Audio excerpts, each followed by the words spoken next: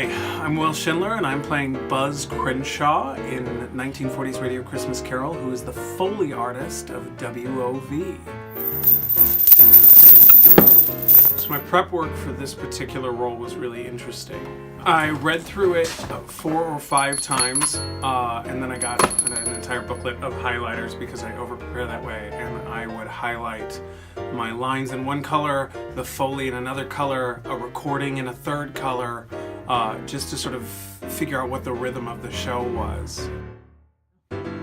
There's a moment where I need to be the clip-clop of horses, the neighing of horses, a door slam, and carriage wheels. So I am carriaging with one foot, and then I'm clip-clopping with a hand after I've closed the door, and I have to set off a whip before neighing.